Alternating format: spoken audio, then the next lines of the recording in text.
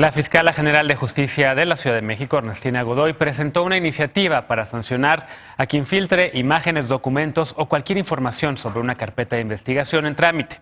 La propuesta presentada ya ante el Congreso local de la Ciudad de México incluye considerar delito también la publicación y transmisión de estos materiales. ¿Es una medida necesaria para frenar filtraciones y la revictimización o se corre el riesgo de coartar la libertad de publicación y de expresión? Veamos el contexto. La fiscal general de la Ciudad de México, Ernestina Godoy, presentó ante el Congreso local una iniciativa de reforma que busca sancionar a quien filtre imágenes, archivos o información de una carpeta de investigación en trámite. Además, propone que sea delito entregar, revelar, publicar, transmitir, exponer, distribuir, grabar, fotografiar, filmar, reproducir, comercializar o compartir imágenes, audios, videos o documentos del lugar de los hechos o del hallazgo, indicios o evidencias relacionadas con un procedimiento penal o productos relacionados. La iniciativa fue presentada 5 días después de que se filtraron imágenes y videos del feminicidio de Ingrid Escamilla, asesinada y desollada por su pareja el 9 de febrero en la alcaldía Gustavo Amadero. De aprobarse la modificación al Código Penal local, la sanción sería de 2 a 8 años de prisión con 3 agravantes. Si se difunden imágenes de cadáveres, partes de cuerpos o lesiones, la sanción aumenta una tercera parte. Si se involucra a víctimas mujeres, adolescentes o menores de edad, se incrementará hasta un 50%, y si participa en la filtración personal de alguna institución policial, el castigo se incrementa hasta en una mitad. La organización Artículo 19 señaló que la fiscal de la Ciudad de México está en la obligación de tomar medidas de carácter urgente para acabar la práctica de filtraciones que se da en la dependencia. Punto y contrapunto. Primer tema esta noche de martes y como cada martes y jueves, Ana Villagrán, concejala de la Alcaldía Cuauhtémoc por el Partido Acción Nacional. ¿Cómo estás? Bien, muy bien, preocupada por esto, pero bien. Bienvenida. Martín Vivanco, académico y abogado. ¿Cómo estás, Martín? Bien, buenas noches. Estefanía Veloz, abogada y feminista con el corazón en la 4T. ¿Cómo estás? Muy bien, buenas noches. Alejandro Encinas, politólogo y simpatizante también de la 4T. ¿Cómo estás? Muy bien, buenas noches. Pues bueno, en efecto, preocupados todos, preocupadas todas por este tema. Otra vez un caso de feminicidio, otra vez en la Ciudad de México. Filtración la semana pasada del caso de Ingrid Escamilla, del cuerpo mutilado, presentado en algún grupo de periódicos de aquí de la capital, con muchísimo enojo, por supuesto, por parte del movimiento feminista, por parte de las colectivas que prácticamente tienen la ira a flor de piel y con toda la razón. ¿Qué decir de esta iniciativa que presenta la fiscala? Llega demasiado tarde, pone en riesgo también el ejercicio periodístico, no pone en riesgo la libertad de expresión. ¿Cómo lo ves, Ana? Entiendo la molestia respecto a que esta clase de fotos se hagan públicas. Yo creo que sí, nos vulneran a todas y a todos de muchas maneras. Sin embargo, lo he estado intentando como entender desde la perspectiva que al final de cuentas, cada que una fotografía tan sangrienta y tan espantosa se hace pública, hace vibrar a la nación. O sea, lo que yo me estaba preguntando es si esta respuesta, este coraje, esta sed de justicia que hemos visto en estos últimos días, que espero no se apague, que espero continúe, hubieran sido en la misma medida si no hubiéramos visto estas espantosas fotografías. Lo que me preocupa cuando escuché esto, porque lo escuché ya también en varios programas de radio, es que sí podemos llegar a ver mermada el tema de la libertad de expresión.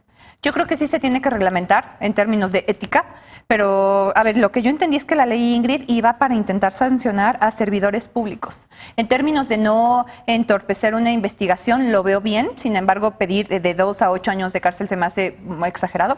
Lo entiendo. Son los servidores públicos, en efecto, ajá, ¿no? Los que filtran esas imágenes, sí. No a los medios. Sí, ni a lo que yo nosotros. investigué, la información que yo traigo es que solo, de hecho, la declaración de la fiscal va en ese sentido, que es para servidores públicos. En términos de no entorpecer una investigación, lo veo bien.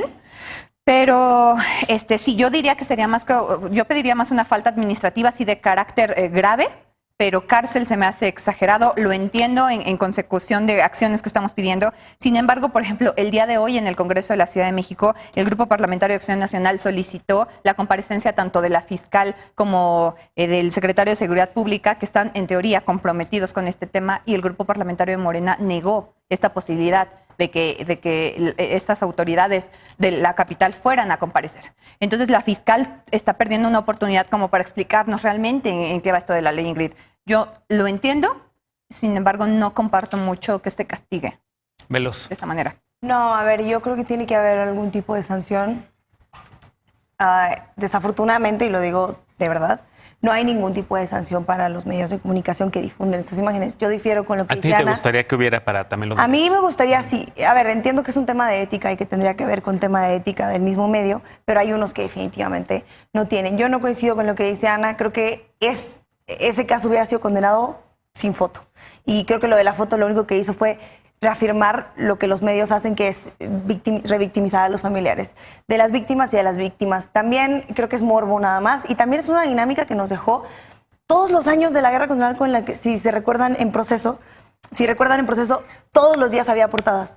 Cada vez que Cada salía semana. una, cada Es que los semana medios cumplen con su salía, trabajo. pero portadas innecesarias, sangrientas, de imágenes. Esa fue la dinámica que nos dejó de información, entre comillas, este México tan violento que tenemos.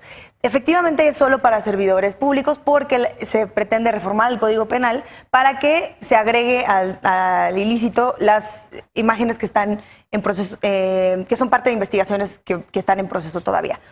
¿Qué quiere decir eso? Imágenes, ¿Qué fotos y tipo videos. de servidores públicos? Bueno, los policías que son primeros, los que responden primero, y peritos. Ahora hay 6 policías y 6 peritos siendo investigados, porque fueron los primeros en llegar a la escena del crimen. Hay una red de corrupción, obviamente, entre los policías y los medios de comunicación, porque ¿quién les pasa las fotos? Tiene que ver mucho con eso. Y creo que ese es un mensaje también de este tema de corrupción. No vamos a dejar que en momentos así puedan lucrar con esto, pero también este caso nos ha dejado, lamentablemente el de Fátima también, la poca ética en la que se manejan los medios. Los medios tomando fotos de la casa de Fátima y los medios acusando a la familia y los medios haciendo un show y un circo de una cosa tan terrible como puede ser un feminicidio. Yo creo que ese es el mensaje y creo que el mensaje va para ahí. Claro que no se ve afectada la libertad de expresión, pero sí tendrían que entender los medios que tiene que haber un poco de ética periodística. Claro. A ver, hay varios temas ahí, Martín. Dice Estefanía que ella preferiría ver sanciones también a los medios que publican estas imágenes. En Estados Unidos, a lo largo de la guerra contra el terrorismo internacional, muchos medios se autohicieron una ley mordaza, dejaron de publicar imágenes de soldados estadounidenses y de cuerpos de soldados estadounidenses. En efecto, a lo largo de los años de la guerra que inició Calderón, Proceso, tuvo muchas portadas así, portadas horribles. Judith Butler, Susan Sontag, entre otras filósofas y otras escritoras, han hablado un poco sobre estas imágenes del terror, sobre lo que hacen en las conciencias, sobre lo que hacen en una sociedad, sobre el tema incluso que de cierta manera nos vacunan ante el dolor y ante la tragedia y las normalizamos. Pero por otro lado también está el dilema, como periodistas, de enseñarlas o no. ¿Cómo lo ves? Es que es un tema de libertad de expresión y eso, la línea es muy, muy delgada, porque aparte tú recordarás que una de las políticas de Peña Nieto fue dejar de hablar de la violencia, ¿no? Y se supone que como ya no hablábamos de la violencia, eso no existía. Entonces se dejaron de hacer reportes. De hecho, hubo algunos medios de comunicación que sacaron códigos de ética para decir ya no vamos a sacar estas imágenes, etcétera. Y lo único que vimos es que nada más se enterró todo el asunto y siguió la violencia, y ahorita estamos en un momento realmente grave. A ver, yo también entendí lo que decían Ana y Estefanía sobre la iniciativa de la fiscala. Pero la redacción del artículo no dice nada más servidores públicos, dice al que indebidamente filtra imágenes, está en la sección. O sea, si tú das un eres RT, servidor público, te podría caer. te dan una pena mucho mayor. ¿Pero en qué sección está? Sí, en el servidor público. Pero si tú te vas al tipo penal, podría entrar, porque luego hay una especificidad que dice, si eres servidor público te va a aplicar el doble. Entonces, ¿a quién se está refiriendo el primer párrafo? De la exposición de motivos no se desprende que sea para medios de comunicación ni para personas privadas. Efectivamente, está en una sección que no es para persona privada. Pero si uno se va directamente al tipo, hay dos interpretaciones, ¿no? Y es derecho penal. Ahora, yo no creo que se deba de tipificar un delito así para los medios de comunicación por la libertad de expresión. O sea, lo que sí Ahora, se puede filtrar, hacer, no publicar. Sí, y filtrar, pero entonces Filtrar sería un indica que servidor es público. una autoridad. Además, yo creo que esto sí es una reacción enorme a una coyuntura política, sí, ¿no? Que está autológico, porque ya está reglamentado. Hay protocolos de investigación que lo que te dicen es que un policía de investigación lo que tiene que hacer es custodiar la cadena de custodia, ¿no? Es lo que debe hacer. No se hace, ¿no? Y tan es así, ya hay responsabilidad que los policías están investigando. Pero, o sea, este gobierno no le está apostando a la institucionalidad, no saben cómo manejar las imágenes y por eso se filtran. Entiendo la o sea, todo lo que pasa, pero a los medios de comunicación yo creo que debe ser autorregulación. ¿Cómo lo ves, Alejandro? No creo que responda a una coyuntura política, sino más bien a un comportamiento reiterado, y rescataría parte de lo que tú has dicho. De tanto que se han normalizado las imágenes violentas en los medios de comunicación, hemos anestesiado una parte de nuestra conciencia y nos parece como algo natural, normalizado y parte del paisaje cotidiano en los puestos de periódicos, de revistas. Los niños pueden ver las portadas de los periódicos sensacionalistas en donde aparecen mutilados, personas, o sea, que realmente hacen la divulgación de la violencia no con fines periodísticos, sino más bien con fines meramente comerciales y de venta. Y ahí yo diría que ningún derecho es absoluto, los derechos entran en tensión, y aquí el derecho de la libertad de publicidad está en tensión con el derecho de la dignidad de las personas y de las víctimas y de guardar honra y de cuidar esos momentos que son absolutamente complicados para las familias, y esto implica una doble victimización y banalizar las tragedias e incluso hacerse mofa, porque incluso los encabezados de los periódicos son absolutamente de mofa. Me llama la atención que esto no estuviera ya regulado, si bien existen protocolos, creo que es importante elevarlo a un rango legal y que haya castigos severos en contra de esta conducta, porque estamos hablando de servidores públicos, es decir, de gente que tendría que interceder por las víctimas, no exhibirlas. Y lo que dice Estefanía es cierto, debe haber una red de complicidades y de lucro en la filtración de estas escenas del crimen a la prensa. Lo que yo digo que va a ser un poco complicado es operacionalizar, hacer viable esta ley, sobre todo en tiempos de redes sociales, en donde la divulgación puede darse por fuentes anónimas, pero creo que sí tiene sentido y que no es una cuestión simplemente para responder a una coyuntura, sino a un comportamiento sostenido en el tiempo. Es un enorme dilema, porque, a ver, les pongo el siguiente ejemplo. Evidentemente, si no hubiéramos visto las imágenes de hombres colgados sobre puentes, las imágenes de hombres descabezados también en Michoacán y en otros lados, no nos habríamos dado cuenta del terror que significó el inicio de la guerra contra el narcotráfico y de lo que ha sido a lo largo de todo este tiempo. Eso por un lado. Pero por el otro, ¿qué pasa, por ejemplo, si llega un medio de comunicación a una escena del crimen y de repente pues encuentra el cuerpo de una mujer que en efecto fue mutilada, que fue violentada, que fue víctima de un feminicidio? Y si ese periódico, sea el Universal, sea Reforma, sea Proceso, sea Televisa, sea el que sea, decide o no publicar o difundir esa imagen, pues porque es una noticia, porque es un hecho que está ahí, que tienes que contarle a tus audiencias para decirle a la gente, este terror está pasando. ¿Qué se hace? O sea, yo entiendo un poco el dilema del lado desde los medios, del lado desde los servidores públicos, del lado desde los funcionarios que están armando carpetas de investigación. Evidentemente, sí siento que hay que castigar absolutamente cualquier tipo de esa filtración, pero tú sigues pensando que los medios no deberían.